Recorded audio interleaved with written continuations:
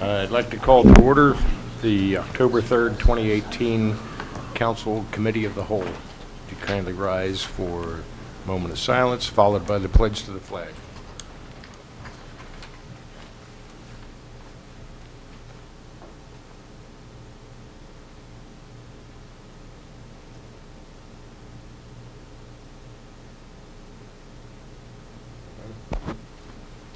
I pledge allegiance to the flag of the United States of America and to the republic for which it stands, one nation, under God, indivisible, with liberty and justice for all.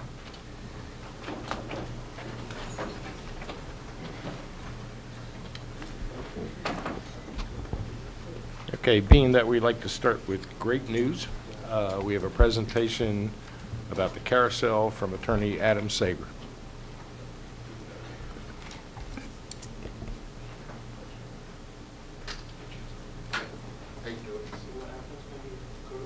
Yeah, see, that's what it is. Hello, I'm Jim Arms and Adam Sager. We just wanted to take a couple minutes of your time. We know your agenda is full tonight. One, as you probably have heard and seen, our carousel flavor is October 14th at the Carousel Building this year, 12 to 4. We are requesting, and if that you all and Justin, if you want to be our judges for the food competition that we have every year. So that's supposed to kick off about 2 o'clock, the tasting. So we invite council and Chuck and everyone to participate in that, and Justin, of course. I'm going to leave these flyers up here for you. Feel free to take them, pass them around. The other thing we wanted to just give you a little idea of what the board's had a lot of change in the past 6 months. And we've been open, December will be 2 years. We've given over 200,000 rides on that carousel. That's a big number in 2 years. We're doing some exciting things, we think. We're going to have breakfast with Santa, brunch with Santa, I guess, because Santa sleeps in now. So that's going to be a 10:30-ish thing. That's going to be December 8th, yes, I believe. So you'll see more going on about that. But we're also contemplating, and that's why we're here, we want to just get your feedback on it. We're looking at doing an expansion to the building. So what we intend to do is bump out on the. Let me get the plans for you. Yeah, if you remember the old building as it was, there was a bathroom and locker room facing towards the golf course now. So what we do is put a little bump out there that would have some bathrooms in it and a kitchen, and do a patio there with a water feature and maybe a gas fire pit, and just create a restaurant type atmosphere there that could serve both the outside patrons and the inside patrons. So that's our plan. We have talked to some people. We have some preliminary plans. Adam's talked to Keith about it, and we've talked to Justin about it a little bit. So I'll leave the plans, and we're not going to go over it tonight, but for your perusal on. But free to do it. We're not asking for money.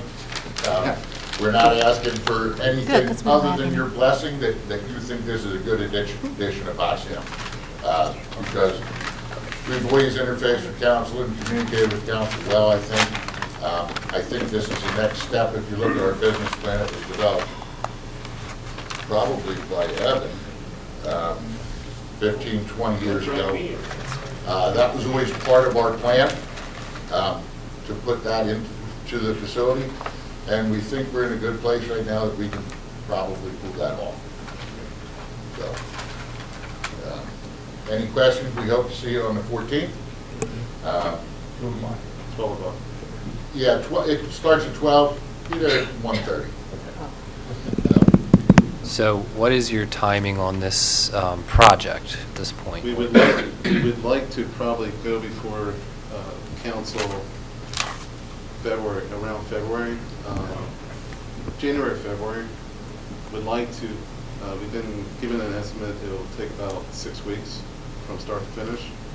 And we would like to try to get it done so that we can have springtime outside to prepare ourselves for next year. So, as Jim said, that these are preliminary plans. I will discuss with whoever is available.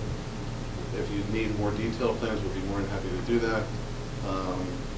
For everybody's understanding, most of the work would be done on, there's a little grassy area between the south side of the building toward the miniature golf area. That's where the new footprint would be. We're not disturbing any other area. And there will be an office space that we're proposing as well. Again, that was there in that old building way back in the 1960s, so it's really not creating any new space.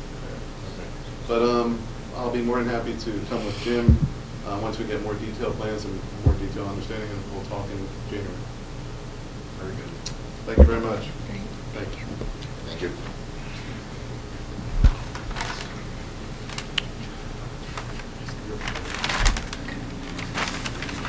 Subcommittee reports, infrastructure, Vice President Culp.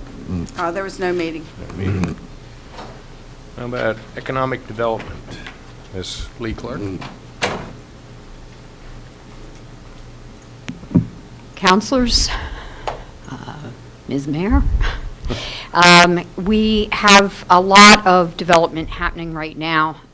The good news is that there is a company about to move into business. I just got an email today.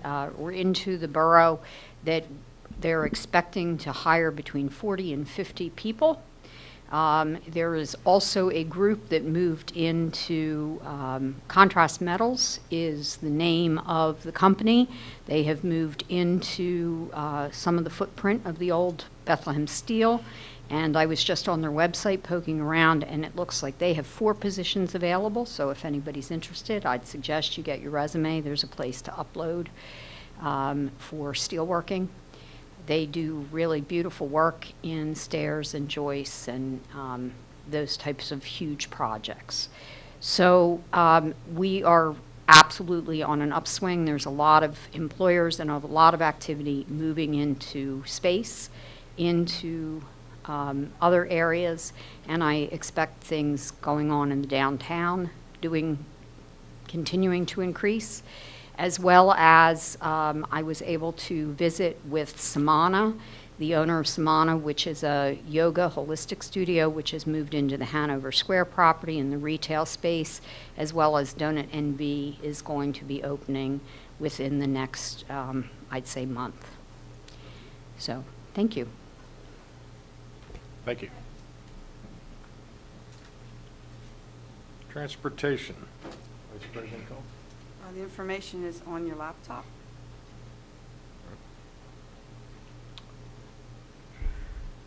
Ad hoc zoning, Councilor Prosser. We're still mulling over outdoor seating and alcohol containers and downtown zoning, but we're getting close to it. Okay, moving toward a decision. You're moving toward a Yes. decision, though. Okay. Animal control, Councilor Kirkland can remind us on Monday. And financial sustainability, I know there was no meeting that we're supposed to meet with the group that's starting in October. Yeah, there was no meeting, but hopefully we should be able to get one together in October to have an initial kickoff meeting with eConsult, who will be working on the financial and management audit for the borough. So I think we're actually meeting with them this week or next week to have a conference call and get them some of the documents that they need in order to complete the audit. So we're getting that process started a while. Good. Emergency services.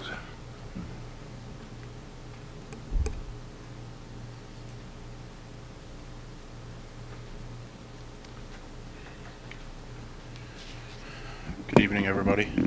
I apologize I wasn't able to make the September meeting, so I have 2 months for Goodwill Fire Company. For the month of August, we did 90 emergency calls, and for the month of September, we did 97 emergency calls. August 2nd, we had all of our ladders, and this was actually throughout the borough, had all of our ladders, including the mains on the borough-owned ladder and Quint tested and certified for another year. August 3rd, we did a fire prevention talk to about 20 students at Camp Sunshine at St. Paul's Church. On the 3rd also, we installed 5 smoke detectors in a private residence. On the 5th, we had 2 of our guys go out and do a rescue in Manatoni Park where they pulled 20 carp out of the park who had gotten trapped by the floodwaters when the park flooded over and the water receded. There was a bunch of fish that were left there. So we were called to go up and take care of that. On the 6th, we did a boat ops training in the same floodwaters that the carp were trapped in. We took the boats out after that. On the 12th, we had 10 of our members finish a 16-hour water rescue and emergency response class. On the 14th, we did a tour in the Goodwill Station. 23rd, we participated in a mutual aid drill with Saratoga Fire Company at Saratoga Court. That's an assisted living building down in the other end of Lower Pottsgrove Township. On the 25th, we had 15 people attend a VFIS trailer safety course because we put the boats in, or got the boats. We wanted to make sure that everybody was familiar with how to back them around. That's the bigger part of the trailer operation. 27th, we did a fire safety training for the staff, about 25 staff members at Grace Lutheran Church and the Early Learning Center. On the 30th, we did pump and hose line training. September 8th, we did a line gun training. It's actually a rope gun that can shoot a piece of rope from one side of the river to the other. On the 16th, we did a smoke detector event at Higher Ground Church and gave out about 40 smoke detectors, not only to borough residents, but also some people from outside the borough who attended that church. Also on the 15th, we did a fire prevention display at the Wincroft School and a fire prevention display at the Ricketts Center.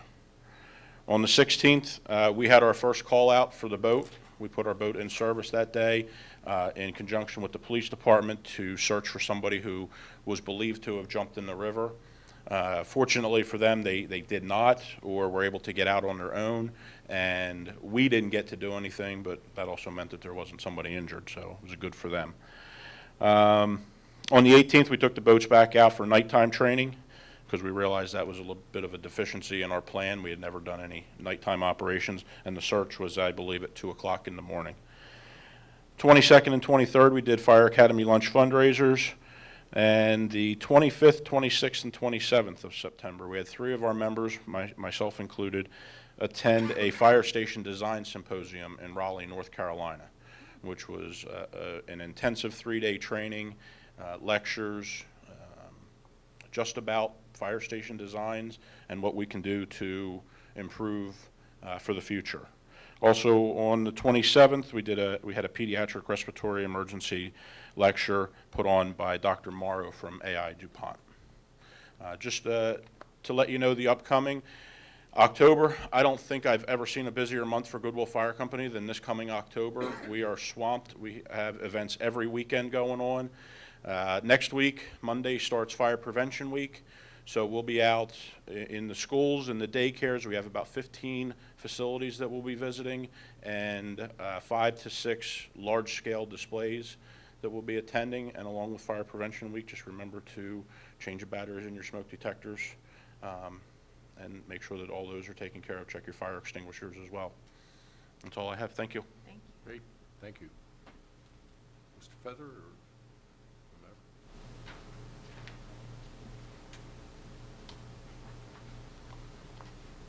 Hi, good evening, everyone. My name is Ashley Reitnauer, Secretary of the Phillies Fire Company, here with Miles today.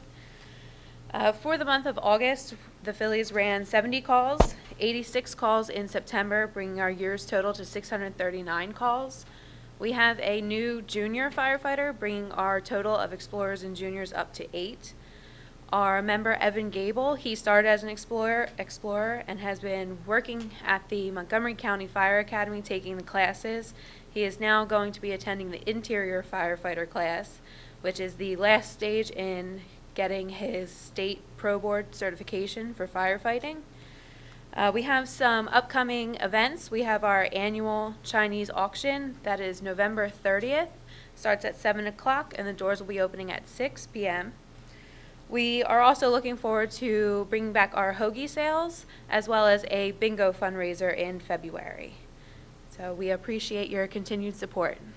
Thank you.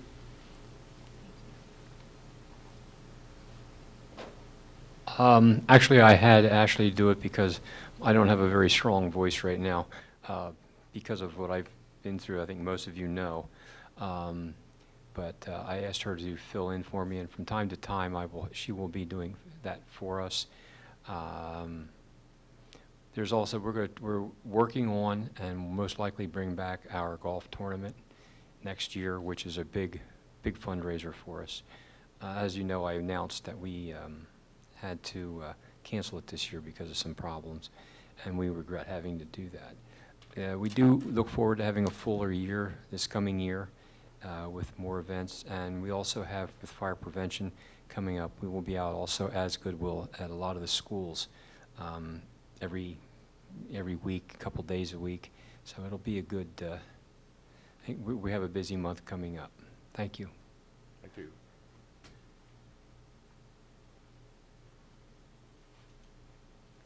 Human Relations. Ms. Levigood.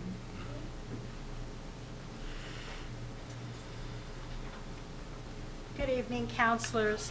The Commission's October meeting is scheduled for Tuesday, October the 16th, 2018, in council chambers at 6 p.m.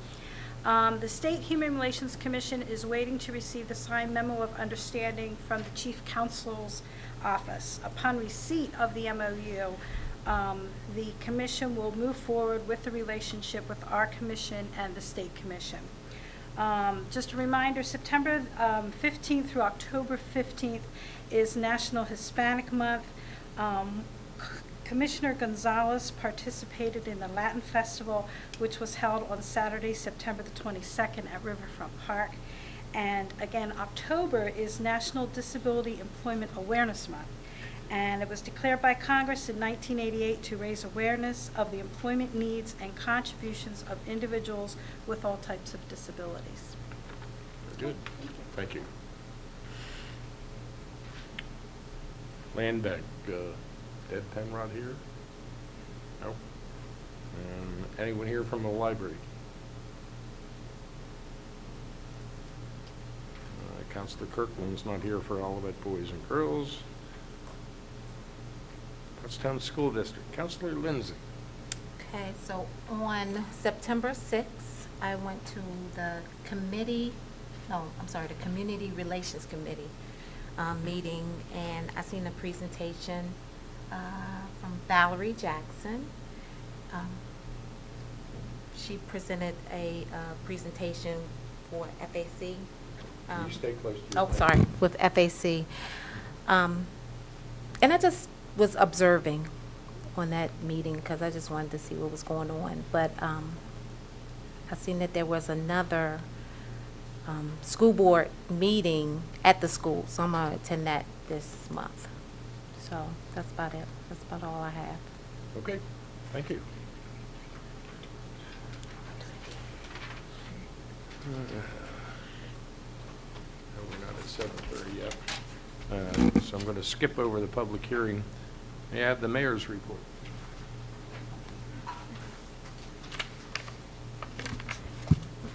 Good evening, everyone. September, we had our pet fair in honor of Bill Sharon, and I have to say, Pottstown did a phenomenal job honoring Bill. He would have been proud. We had our Latin Festival. I want to thank Councilor Paez, who's not here. We also had Code Red was put on at the Steel River Playhouse.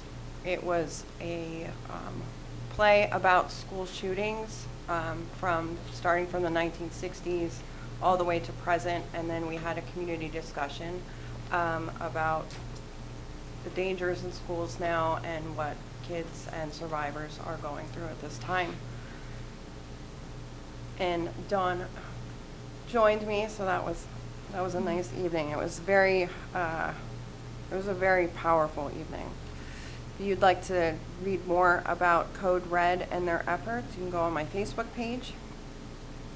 And last Saturday, Sly Fox put on the best Can Jam music festival I have ever seen. I have to say thank you to Sarah, who's the event coordinator at Sly Fox, who got the actual real Wailers from Bob Marley and the Wailers to come play in Pottstown. So it was unprecedented and pretty phenomenal. So thank you. If you haven't been, go next year. I'm sure it'll be even bigger, exactly.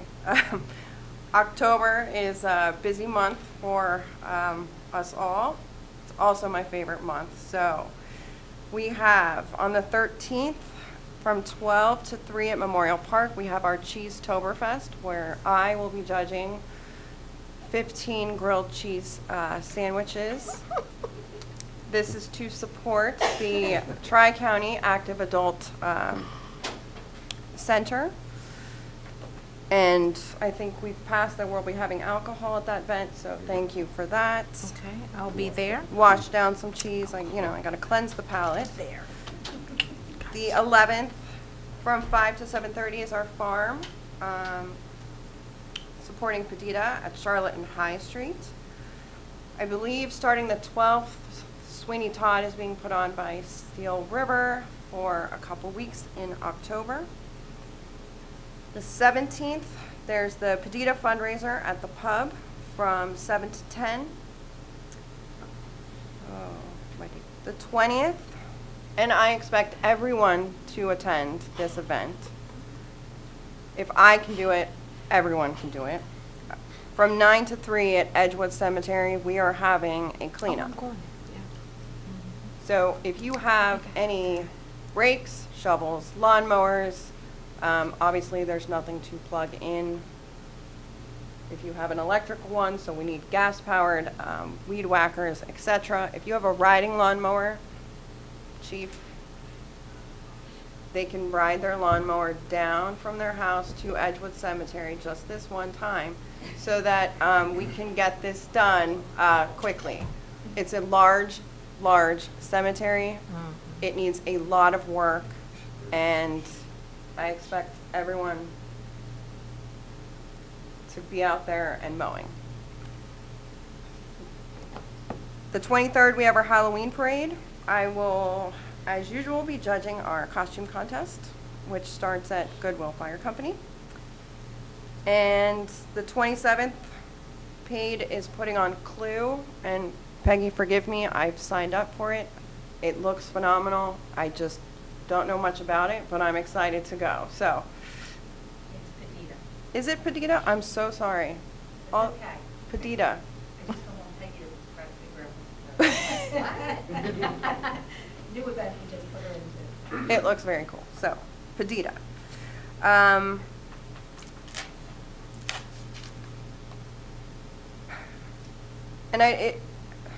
if you haven't picked up the Mercury or the Times Herald or read any of the news on Facebook lately about what's been going on to our mayor in Bridgeport, Mark Barbie, I don't want to get too much into it because Evan has graciously gave us some time to interview 10 mayors in Montgomery County, including myself, who've come together to support Mayor Barbie. So Evan has done a wonderful article in the Mercury. Briefly, Mayor Barbie's been the subject of death threats and has faced racially charged and homophobic comments from his own Borough Council, police department, and the public. And so 10 mayors in Montgomery County, we've come together to try to have a better boroughs in Montgomery County. A letter was written in support of this, and I am not going to read the whole thing. I'm going to read, I'd like to read the last 4 parts because I expect our borough to behave this way. I expect our residents and anyone in our borough to behave this way. We believe that the time is right to do what's right. We hope our fellow residents of Montgomery County will join us in practicing the following. Respect everyone. Take personal responsibility for what we say and feel without blaming others, realizing that our words and characterizations have consequences.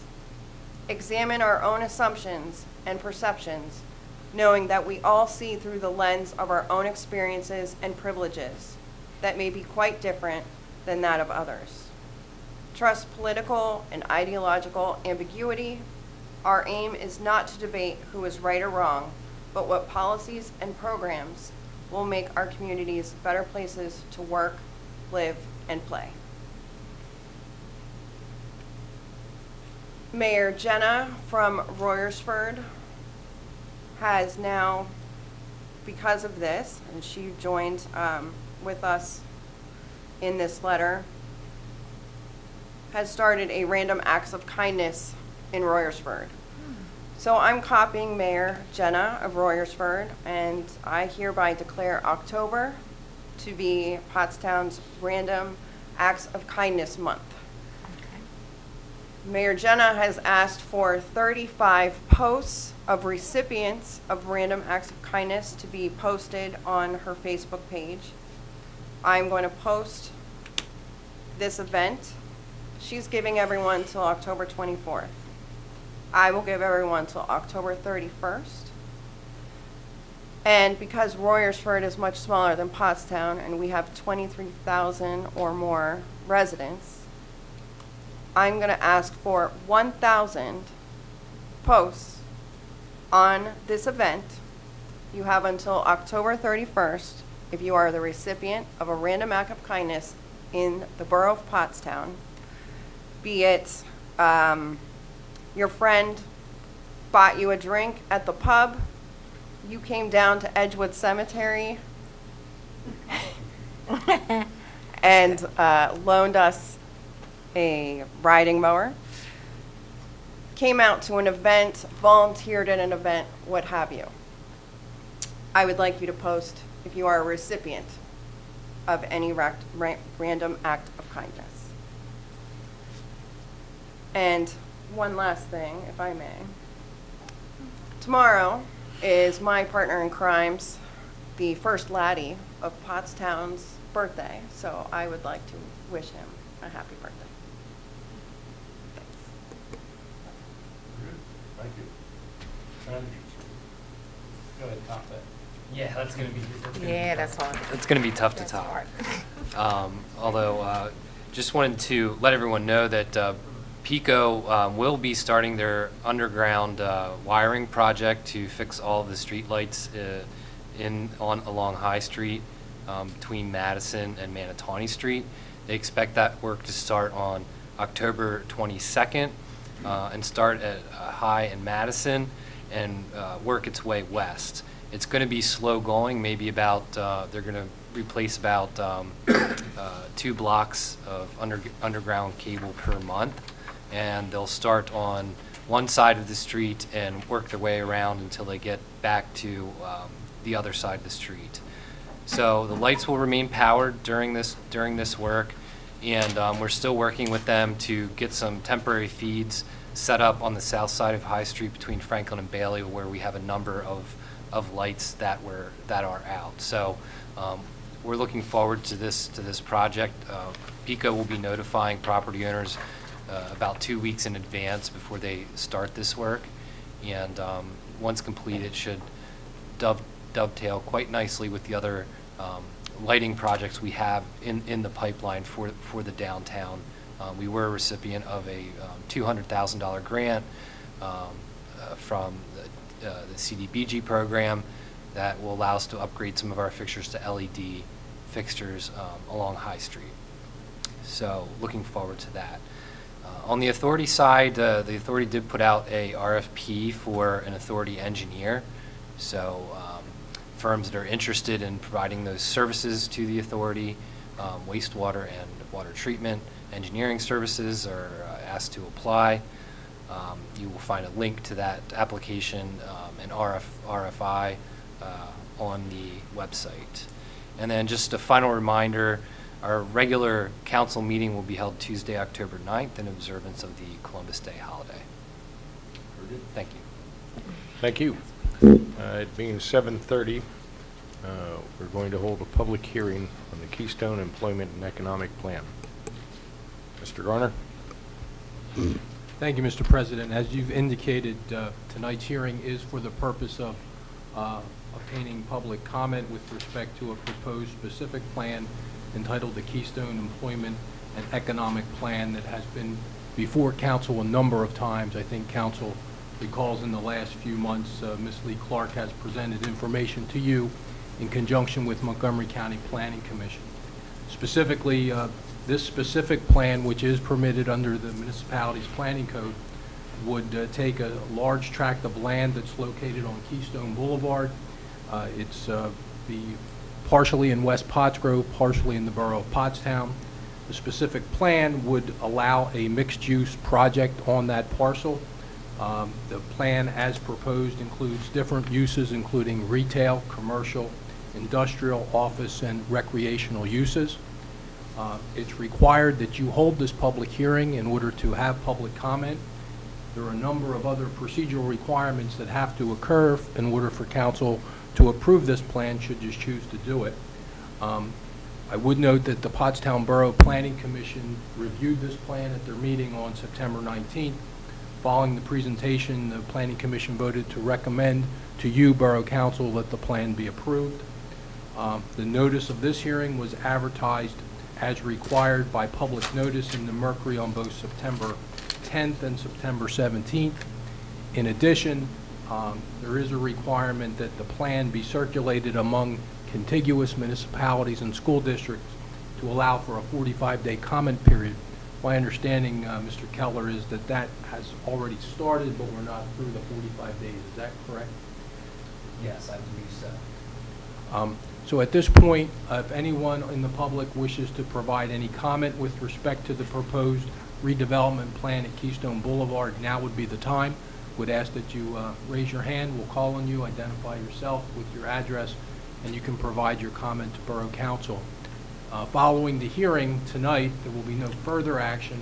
Ultimately, when all the procedural elements have been satisfied, Council will hopefully approve the plan through a formal resolution. May not happen on Tuesday night, but it may happen in November. Is there anyone that wishes to address Council with respect to the proposed specific plan that we're talking about this evening? I would point out, I think this has been available for the public and on the Borough website for some time. It's a rather comprehensive document. Mr. President, it appears that there is no one that wishes to provide any comment to Council on this issue. The public hearing can be closed, and once we've satisfied the other requirements in the MPC, Council can vote through resolution to approve the plan, unless there's questions from the front. And Ms. Clark, I don't know if there's anything you want to add at this point. I know it's been presented to Council a number of times, so certainly this is not new to Council. Nothing other than the Regional Planning Commission did agree to adopt a resolution in support of the plan. Okay, thank you. Is there any questions from Council?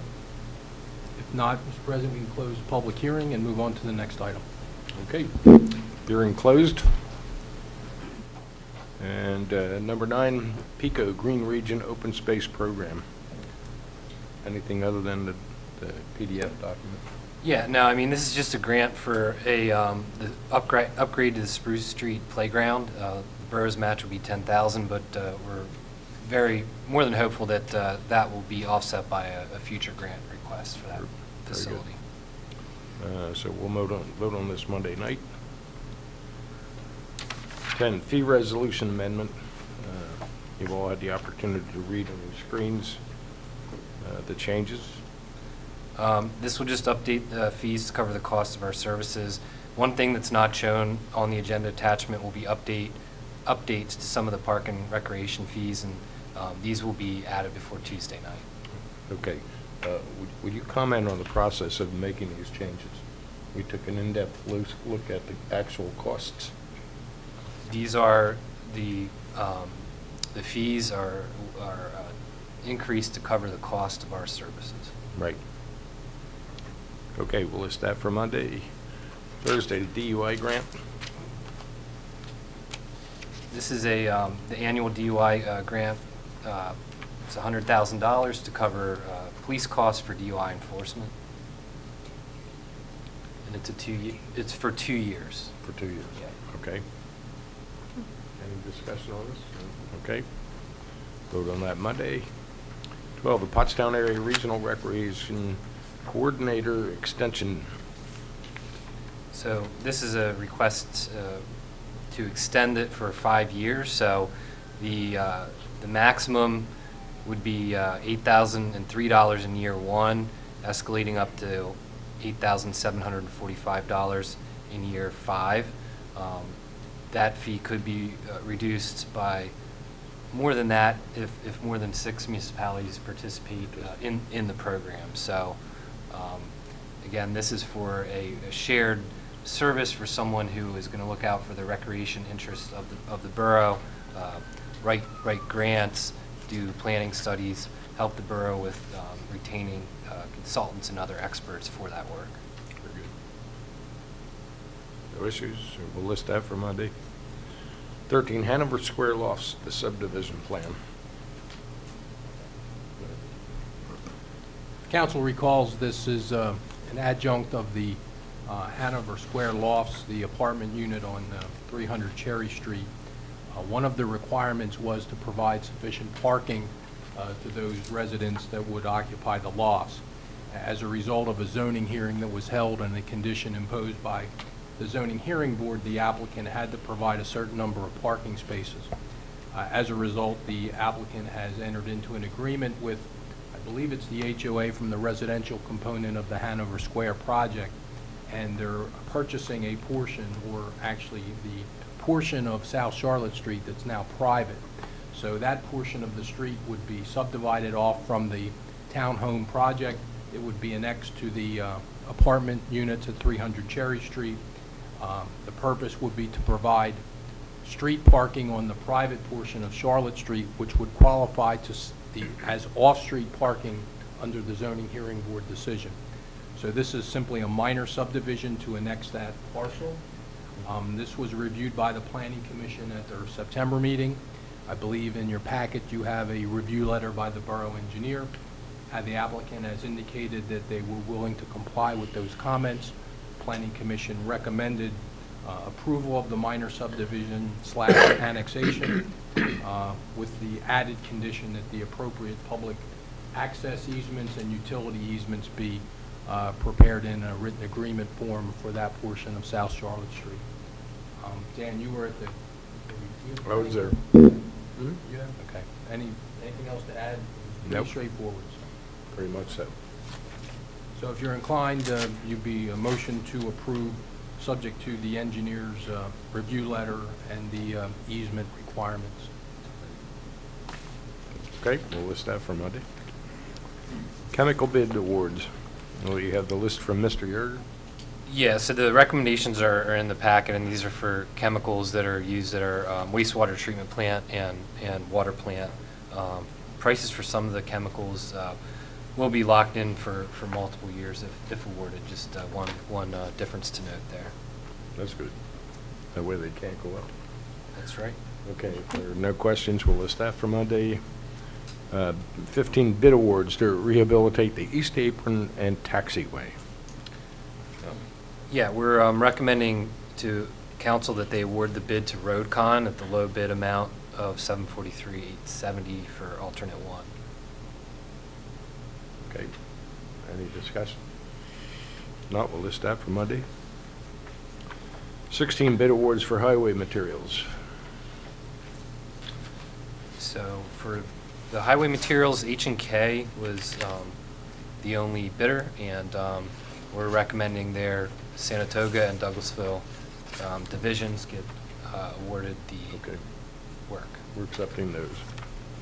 Fine, we'll list that for Monday. 18, Act 44 action plan for part. So the action plan is in response to the Act 44 evaluation that PART received from PennDOT earlier in the year. Basically, PennDOT provided recommendations for PART to develop an action plan to increase revenues and passengers. The full report and action items were discussed with the Transportation Committee, and some of the highlights are marketing and outreach goals, monitoring and enforcing on-time performance, generation of advertising revenue, and implementing several cost containment measures. The summary of the recommendations can be found in the packet. Okay, we need to vote on that? Yes, I believe there's a resolution for that. You'd There vote is on a, Monday. okay. Yep. All right, we'll list that for Monday. 19, Airport Community Day that is scheduled now for October 13th, and we had given them approval for an earlier date, and they didn't have take advantage of the rain date, correct? Correct, yeah, they're now asking to move to October 13th with the rain date of October 14th. Okay, we'll list that for Monday. 20, Light the Night. We're being asked to close Washington Street on Halloween evening. Correct. This is for a Light the Night. It's Washington Street between King and Buttonwood. It's an outreach event by Victory Christian Life Church. Okay. Can you clarify what the hours are? Yeah.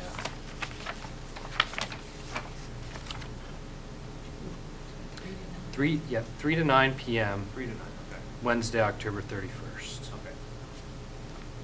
Okay. Any other questions? Issues? Okay, we'll list that for Monday. 21, Trick or Treat, Franklin Street, October 31st. So this request is for a closure of Franklin between Diamond and Wilson. The request is by Janet Friedline on behalf of her neighbors, and the closure would be from 4:30 to 9 p.m. 4:30 to 9. Okay. I have to say, she did that last year. It's a pretty awesome trick-or-treat event. All the neighbors come out, they make treats for all the kids, there's games, it's nice and safe. So she does a nice Halloween party. Okay.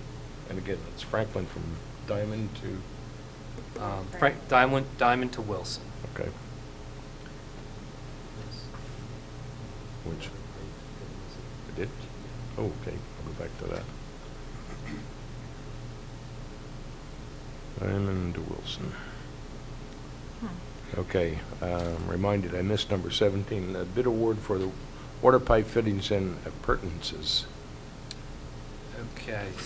We're awarding that to, So recommending award to LB Water Service of Ephrata, PA. There were no other bidders. And just to note, we also accepted bids for street signs. However, the bids came in a lot more than expected, and it's actually going to be cheaper for Public Works to buy the signs and install them individually as needed. Okay. So we're not going to need to exercise those right, bids. good move. All right, so the water pipe, et cetera, we'll list that for Monday. Now, going all the way down to 22, Harb.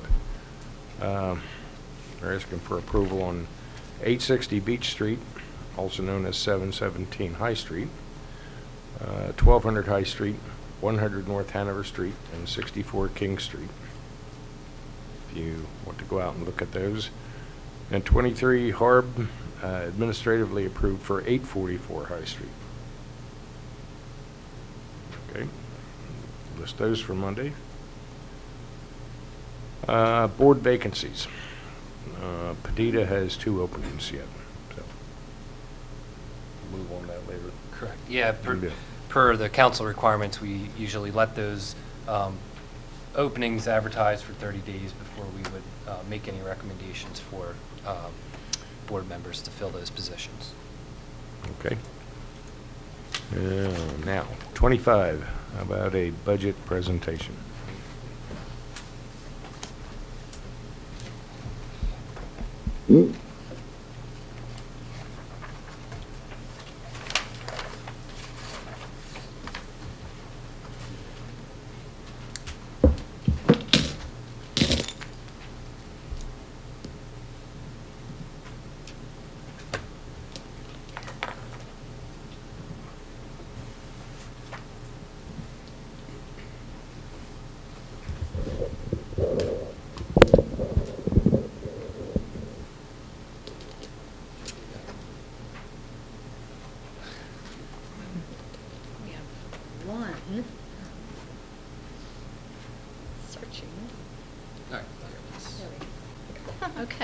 Good evening, Borough Council, Mayor.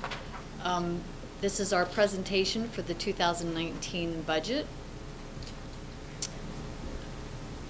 And just want to add, what we're going to be presenting here tonight is very preliminary in nature, but we wanted to, we think we have pretty solid numbers, but they're subject to change a little bit as we get some more information back on tax assessments and other information that kind of rolls in later in October. So this is essentially a budget summary, but we'll be prepared with the full budget document for council's approval in November. So, not asking for your approval this month, but we want to start the discussions now, so that we don't get into a position where we have to come in late in December and approve the budget. Okay, so here is an overview of where we are on the different funds. You can see the ones in red are our deficits at this point. The general fund is $698,630. The Parks and Recreation Fund is $114,246, and the Fire Fund, $216,798. So we went through the different funds and talked with all the department heads, cut some things. This is where we landed when the dust settled. As Justin said, it's a preliminary at this point. And one thing just to keep in mind, one of the general principles of fund accounting is that you can't cross fund. So if we have a surplus in the water and sewer fund, for example, we can't use that to fill a deficit in the general fund. That revenue has to be generated from the general fund in order to fill a deficit in the general fund. So just wanted to put that out there just so everyone is aware of kind of how the basic parameters of fund accounting work. Okay, so one of the things we wanted to point out is a change in the accounting method in 2019 budget. We're going from having the wages in the departments and making journal entries transferring at the end of each quarter.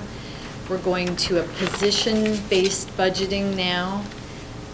The effect is that it puts all the benefits right on the employees in their department.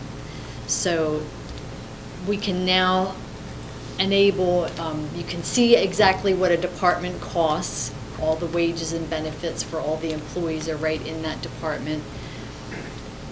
It will increase or decrease some of the department totals. And you'll see a substantial decrease in the interfund transfers on the revenue side because we're not reimbursing wages. The wages are now along, same as the benefits, and the wages, same proportion where they belong. Okay, so this is Those changes there, are they reflected in the 2019 proposal? Yes. That is new for this year. So we just didn't want anyone to get confused because once we have the full budget report, you'll see there are going to be some new line items that have zeros in previous years, and that's because the way that we were accounting for the salaries and benefits and basically a lot of the costs related to an employee was done via, kind of lumped together and then done via an interfund transfer. Now that will be under its own line item, which helps us to more accurately track the costs of each employee and then even drilling down to the cost of the individual services that employee is provided. So we thought it was a better way to look at the budget, a more transparent and easier to understand version as well. So here is a picture that shows the average residential tax bill. And I just want to reiterate that the school district taxes comprise 73% of the overall total tax bill. The borough makes up 20% of that bill, and the county makes up 7%.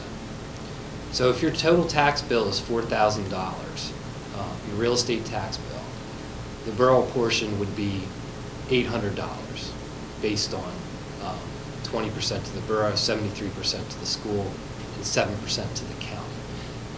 I think that not everybody always understands this when they get their tax bill. They don't really understand how these different pots of money are broken. This is a chart that I think some of you have seen, and basically since 2004 we've been experiencing a decline in real estate assessments. So we were about $845 million in total real estate assessed value in the borough in 2004, and for various reasons that we'll get into, that has declined over the years, with one of the bigger declines happening in late 2017, 2018 with Tower Health. So also in 2011, we had 305 tax exempt parcels. In 2019, we now have 326 tax exempt parcels. So these are parcels that are owned by nonprofit entities that are not required to pay the real estate taxes. On average, if you look at that number, we gain about 3 properties per year that are tax exempt. And if all tax exempt parcels, excluding the borough and the school paid taxes, the extra revenue to the borough would be about over $1.7 million.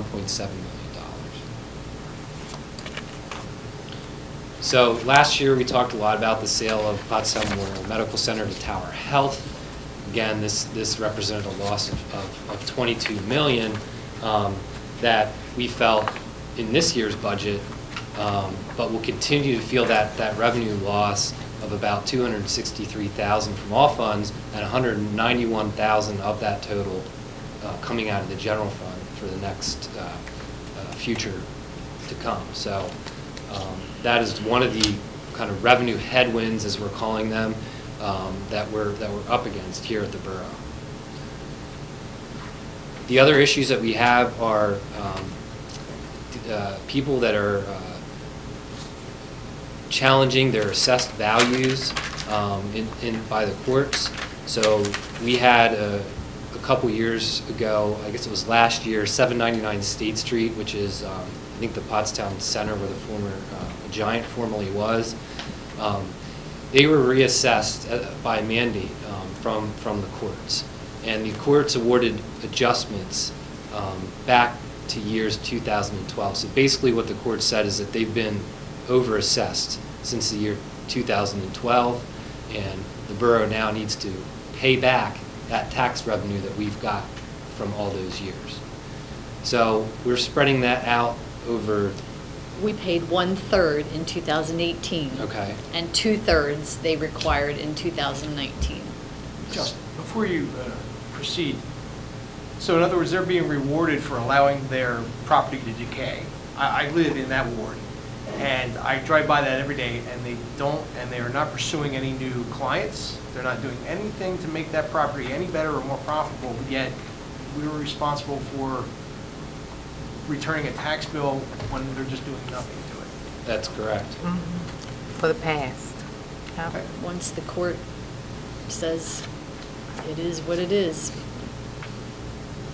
This is what I see. I drive by it nearly every day, and it sickens me to see this because the clients that are there, they complain about how the ceiling's falling in some places, the air conditioning's horrible, there's no updated facilities to it, the owners are doing nothing.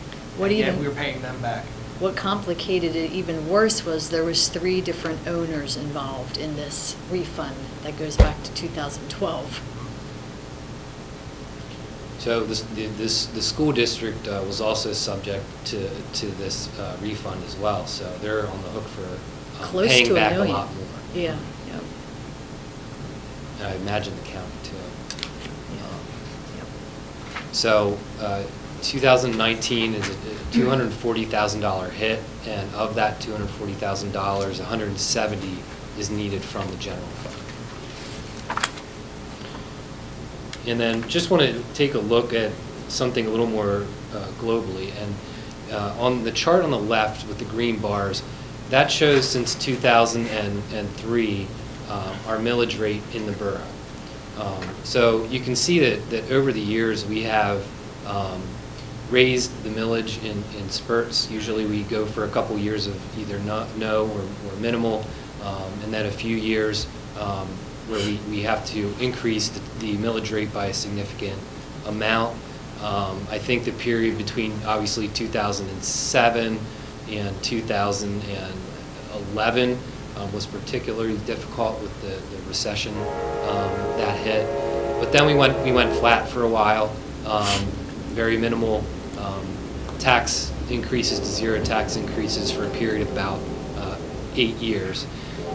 And then last year we were forced to bring that up and do a 12% tax hike for some of the reasons that I previously mentioned. But the main takeaway here is that even though over time we've increased taxes, the declines in assessments have left the overall budget revenues stagnant.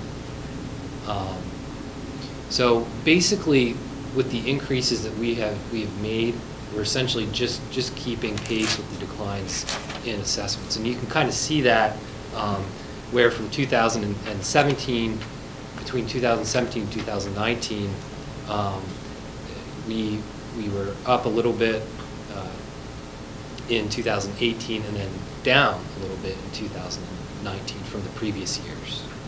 So even though we've raised the taxes, we won't take in the same amount of revenue in 19 that we did in 18. All right, so I'll turn it over to Janice to go over some of the details of the general fund. So this figure, the 698,630, was on that chart in the beginning of our general fund deficit.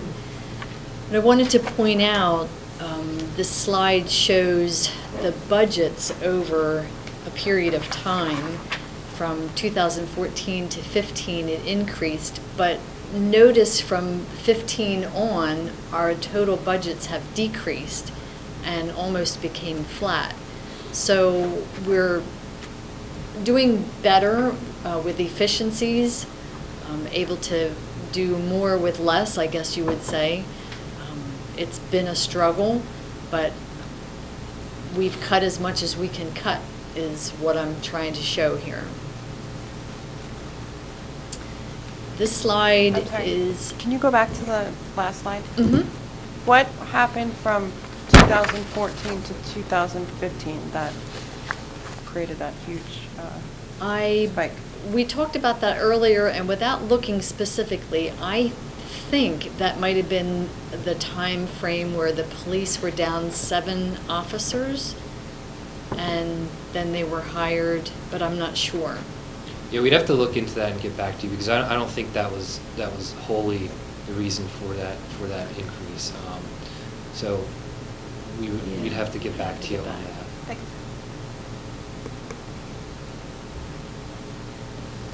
Okay, so the post-retirement health care benefits is a contractual item. The top of the chart shows the liability, which unfortunately grows by $2 million a year. And you'll see the bottom portion is our contribution that we've been making since we started in 2013. Every year we've been able to contribute $250,000 out of the general fund, except for 2017, it just didn't fit. So even though we're contributing, our liability is still getting away from us. Another one of the general fund expense headwinds is the minimum municipal pension obligation. This is the contribution that the municipality pays each year. The calculations are done by the actuary, and we pulled out of PMRS at the end of 2014, and along with doing that, we have a different actuary. And he has pointed out to us that we have outdated mortality tables. So that was one of the changes that caused the increase. We also changed our investment consultant, our financial manager firm, in April of this year. Both the pension boards made that change. So our earnings fell short of the plan designs, and we feel our investment fees were way more than what the standard was. And that brings us to the police increased by $512,894, and the non-uniform increased by $577,918. So the overall expense increase of $1,090,000. The general fund's impact is $778,000. So some of the other funds share a portion of the non-uniformed. Yeah, and a good portion of the majority of this increase actually is due to people living longer and having mortality tables that need to be updated to reflect that fact. So, you know, although we're not 100% certain what the MMOs will be in the future, we hope that it wouldn't increase at this rate going forward, because we've already accounted for those updated mortality tables in that calculation. This slide is just trying to show where our healthcare costs have been and where they've gone. It's always an increasing number. Yeah, so, you know, from between 2014 and 2018, we've increased our healthcare liability by $600,000 more that we have to pay each year.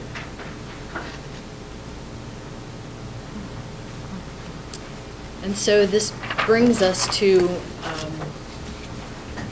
filling that gap in the general fund deficit.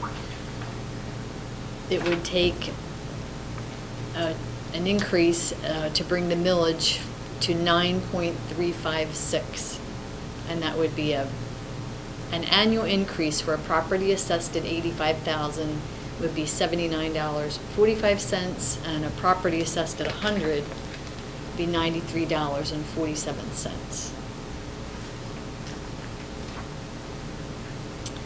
The Parks and Recreation Fund also has a deficit of $114,000. So I wanted to go over, the Park and Recreation does do a lot for the community. Actually, can I just pause Sure. you for a Yeah. second? Mhm. I want to go back to the general fund a second, just so that people understand kind of what is funded out of the general fund. So the police department and the licensing and inspections department is 100% funded out of the general fund. Other departments funded out of the general fund are the Public Works, the Finance, and the Administration, including Human Resources. However, those 3 or 4 departments are split out amongst other funds, such as water and sewer, or trash in the case of Public Works and others, depending on the types of job duties that they do. So when we say the general fund, it isn't just like a general place where you put all the money. It's actually more of a lot of different pieces of different departments are pulling from this fund. So sorry to interrupt. It's okay. Yep. So this is a recapture of some of the programs that the Parks and Recreation does, from their polar bear swim to the skating at Ringing Rocks, the ice skating at the Hill. During the summer, they do their summer camp program. The Rumble's a big event. The Trilogy BMX. In the fall, it's their bus trip, the National Night Out, and of course the Spooky Golf and the Halloween Parade. And we just wanted to show that there's 2 full-time staff at a cost of the $388 $1,898 for their wages, program supplies, equipment, all the little incidentals, various ticket costs, rental fees, and trip expenses. Now, they do take in some revenue when they sell the tickets and the rental fees, but this is still what you get for that cost. There's approximately 100 acres in the 15 parks throughout the borough. Two of the main destination parks are the Riverfront and the Memorial Park, and I've listed some of the main features at each of those parks there. So the maintenance is done throughout this 100 acres in the 15 parks by 3 full-time and 1 seasonal staff at a cost of $434 for their wages, equipment, supplies, materials, everything that it takes to maintain them. So this is a chart that shows how long they've gone without a tax increase, all the way from about 2011.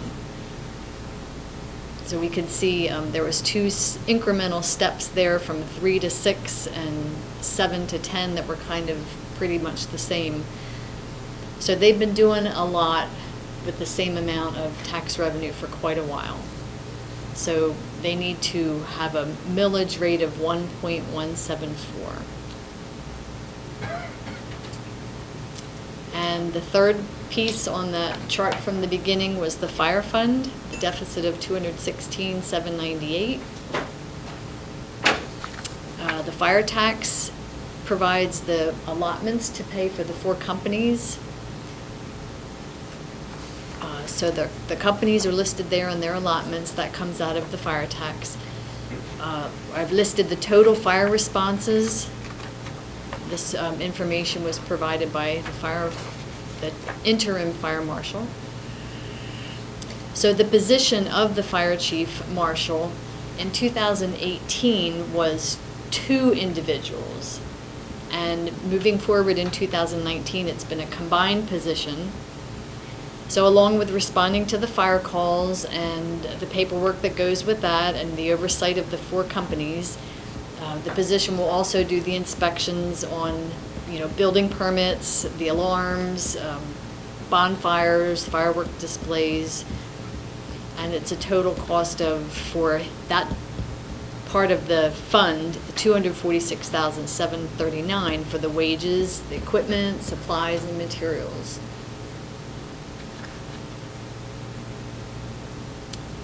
And here again, you can see there's been a pretty flat period of no increase since about 2011. So the proposed tax millage would be the 1.18 mils, which again, it's almost $25 a year on the 85,000 or $30 a year on the 100,000. Circling around back to what we showed you in the beginning, the general fund, the park and rec, and the fire fund. They're the ones that need the attention. And to bring it to a summary, combined, our current tax millage is 11.58, and to cover the deficits, it would be 12.966, with the impacts of $117.79 a year on an $85,000 home and $138.58 on a $100,000 home.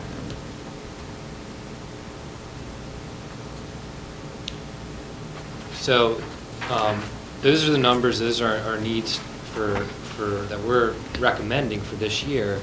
And I just wanted to take a step back to in more detail on this chart, which shows the effect of minimal tax increases. So you can see in the period between 2003 to 2006, there was very minimal tax increase in 2004, and then it was relatively flat. It did go up. The millage did go up 26.89% in 2007, which I believe was even before the Great Recession. And then After that, it went up, 9.43, 10.44, and then finally 9.58 in 2010. And then we were kind of back to a more normal pattern in 11 and 12, but then we went to a pattern of 0% from 2013, 1% in 14, and then 0, 0 in 15 and 16, and 0.28 in 17. So you can kind of see the pattern that it creates when you're doing no or very minimal tax increases for a number of years. It historically, at least in our case, it does eventually catch up to you, and you have to have either a big increase in 1 year, or a couple moderate increases over a few years. Justin, what kind of impact do you see moving forward with that 12%? How long do you see that being our stopgap until the next tax increase? I mean, it's really hard to predict that. Some of it's based on the economy, and a lot of it's based on property values. But then there's just weird things that come up, like the assessment reimbursements that we have to pay back for since 2012. So I'm going to kind of touch on that a little bit later on in the presentation. But I think what Janice said earlier is that we've really been scrutinizing the budget in recent years, and we've tried to cut back as much as we could while still providing a viable service that we think the residents expect. Some of the kind of more minor efficiencies, the low-hanging fruit that we've done in working with the Financial and Oversight Committee was the reduction of the hall hours, which reduces a little bit of our overtime and electric costs. Also, in 2019, going to more electronic payment options and no longer taking walk-in payments at the finance window for taxes and utilities. We've also, for a number of years already, we've been using cashback charge cards instead of writing checks. So we don't incur any interest on that, but we do get a We've gotten 11,000 back each year for the past 3 years. Yeah, so just for our regular purchases, whether it's something for the wastewater plant or a bus trip for Parks and Recreation, using these credit cards has actually paid us back, and then of course at the end of the month we make the payment, so we don't incur the interest on it. Another thing that has helped us is the mandatory collection of back debt prior to issuing a permit. So this is enforcement of what is referred to as Act 90, which I believe went into effect in either 2017 or 16. So basically we can hold a rental permit, building permit, you name it, until that property owner has paid back all their previous taxes and utility debts. So that has been a huge tool that we've been using here, and we've seen some pretty good success of that. The L&I staff has really focused on collecting from the rentals. And then we're also making an effort to go paperless with both our department filing and creating more opportunities for online permit applications. We still have a long way to go on that, but we are moving forward with it. Enhanced mobile property processing abilities, which will allow the licensing and inspections department to essentially create a permit checklist in the field without having to come back to the office and file paperwork, which should be better for our customers in that they'll get a quicker and more efficient turnaround time and less paper and less wear and tear on our borough vehicles. And then finally, we've engaged with DCED, as you know, for the management and financial audit, which we'll be getting started later this month. So 2018 in review. I mean, it's not all doom and gloom, but there are some very serious things that we do need to tackle in 2019. Residential real estate values are up 11% in 2018. We're seeing that properties are seeing less time on the market. And, you know, although the assessments continue to decline, they did so at a more moderate pace in 2018. The total number of properties filing for reassessment seems to be leveling off a little bit. And we're seeing more recently that many of those that do get reductions are for very minimal amounts. So to the average property owner anymore, it's really probably not worth it to file for a reassessment, because by the time your attorney or whoever takes their cut, you're really not going to get much of a reduction.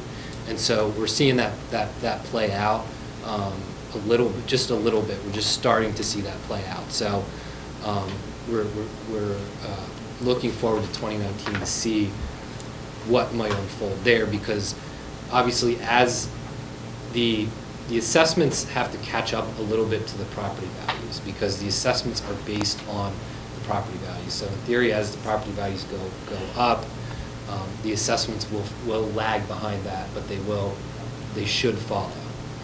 Out of curiosity, do you have any kind of an average of how much, when they reassess the homes, about how much we're losing on an average? I can get that for you Yeah. because I track it. Yeah, we could get you like an annual number I'm just curious, you know, because I know. It would be a good metric to look at, though, I agree. Yeah. We've seen lots of activity in residential rehabs, you know, people coming in, owner-occupied in rehab, or those coming in to flip a property. There's lots of developer interest. We've had 5 new businesses in the 100 blocks of High Street alone in 2018. And just to wrap it all up, again, the main cost drivers for 2019 in the general fund budget, and to a lesser extent the other funds, are the increase in the pension obligation, or the MMO, the tax refund to 799 State Street, post-retirement benefit obligations, and union contractual obligations. So with that, Janice and I are happy to answer any other questions you might have.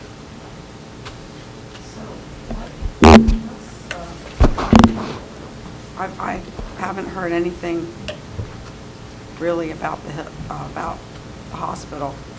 And has the county given them?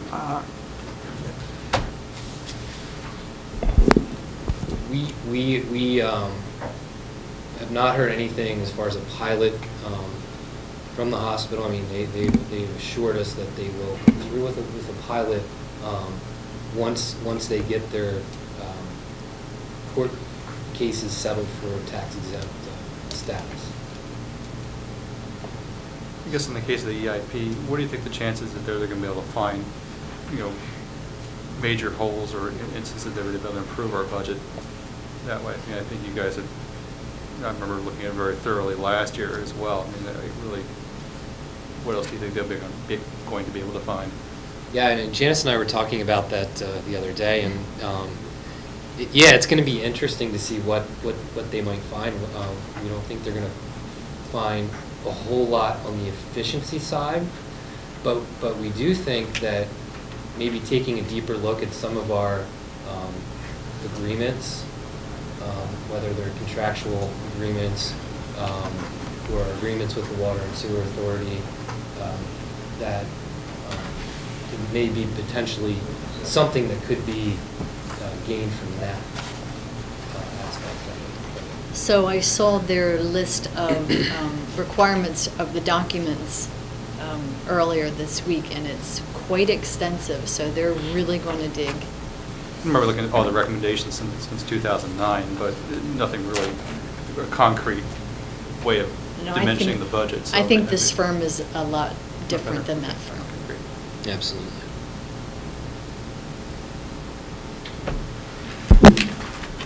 Any other questions? There's nothing more at this time. Thank you very much. Thank you. Thank you for laying this out so much. Good job. Yeah.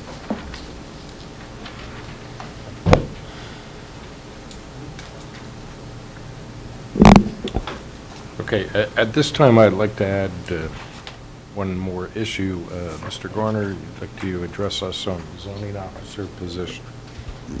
Yes, I apologize for the late notice, but I was speaking with Mr. Place today, and as you know, he's been serving as the Borough zoning officer for a period of time, and I believe that he has found another member of his department that he feels would be better suited for that job.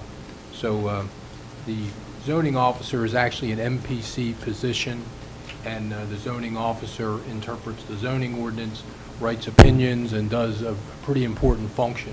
So, Mr. Place, I think you indicated that Ms. Stokes from your office is your recommendation for the zoning officer position? Yes, sir. And you would still be the assistant zoning officer? Yes.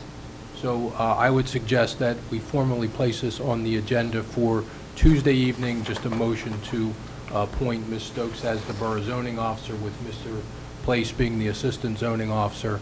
That eliminates any issues with challenges in the event the person writes an opinion and there is no backup in the minutes that the person is the actual zoning officer and has the authority to act in that capacity. So we could add that on that. Okay. I think everyone has. Any issues, discussion? No, we'll add that for Monday evening. Okay. Now it's time for comments from any of our citizens. Anyone? Yes, Michelle Rohr.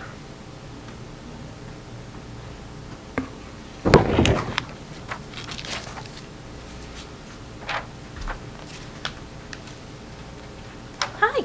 Hi. So my name is Michelle Rohr, and a year ago in September, I sat in front of you guys with my business, 4 Elements on High Street, half crying there because I was super nervous, hoping that you guys would approve my business, and you did.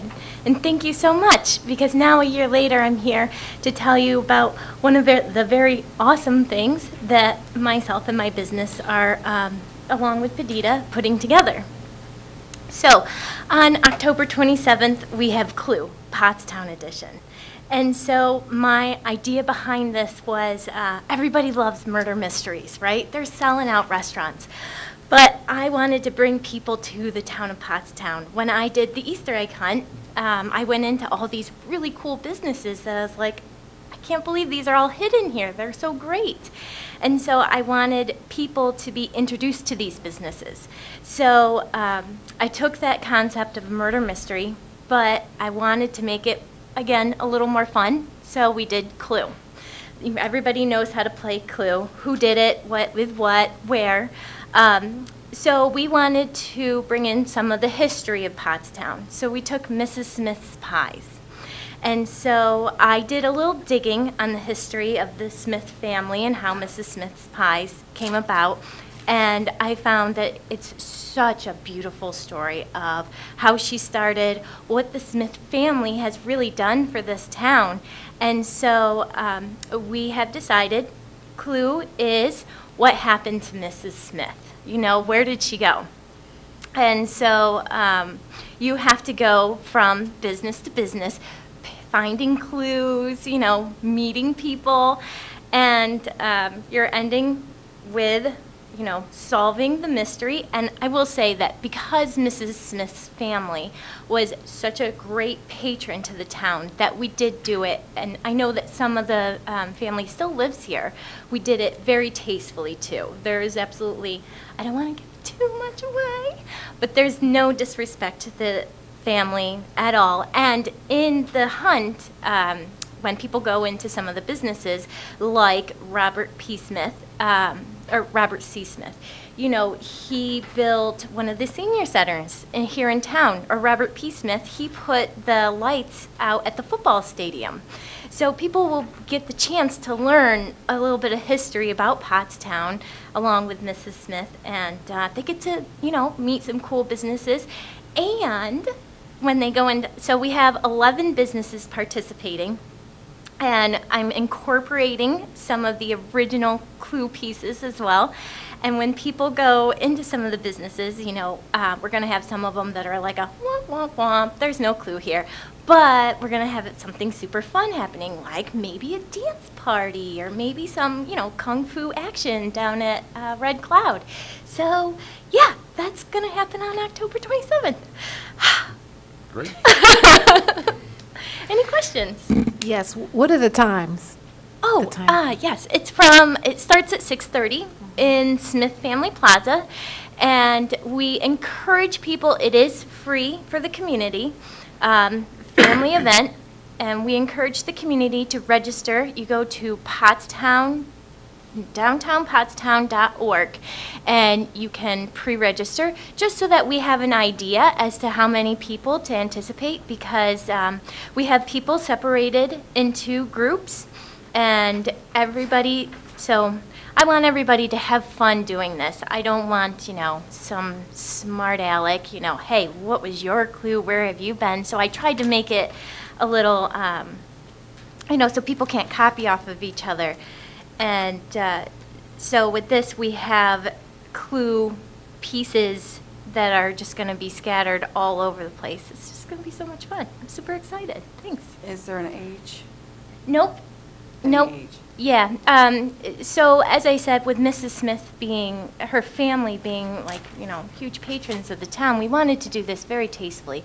So my hope, and I have expressed this to the businesses, that, you know, if they want to make their place, you know, when it's a womp womp, too bad, so sad, you know, nothing here. If they want to make it a scary house, that's fine, but they know that this is something that's open to everybody so that people could, you know, get a taste of the history of, you know, Pottstown. Thank you. Mm-hmm. Okay, Thank you. Any others? No further comments. Nope. No further. Okay. And you have your list for regular meeting. Councilors' general discussion. Councilor Lindsay. Anything? I had a busy month in September. I went to the Boys and Girls Club. They had a little carnival type thing, and the fire department was there. That was nice. Oh, and they have a gym, and you can go to the gym. It's like, I think it's $15 a year, and he helped you with the meal plans and everything. I haven't signed up, but I'm thinking about it. I went to the Latino Festival. That was nice. It was great weather there. I also went last Sunday to a power event. That's with Marlene Armano. Yes, we went to Lancaster, and it opened up my eyes to realize that we're not the only school district that's going through the funding issues. Also, I sent an email to you guys for October 25th, visiting the school district with the superintendent. That's October 25th at 1 o'clock. And I will be at Edgewood Cemetery on October 25th with my, welcome, with my lawnmower, so, and probably some rakes, whatever you need me to do. Great. Councilor Lebedinsky. Anything? With the new bike lanes that are being installed around town, I'm starting to see a lot of bikes and children that are blowing stop signs and riding the wrong way.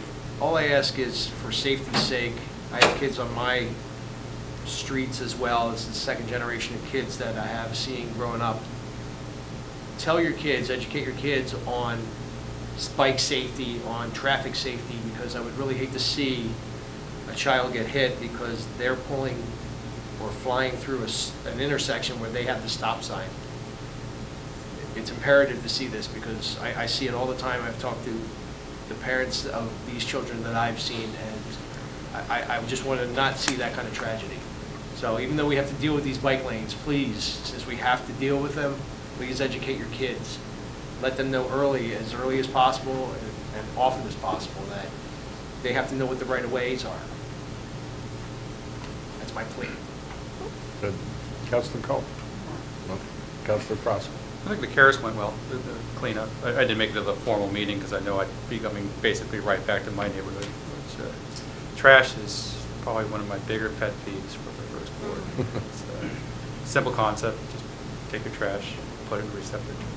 It seems to elude some of our residents, and I think at least I'm gonna take a little closer look at that in the next few months or so. Okay. Mayor, any comments?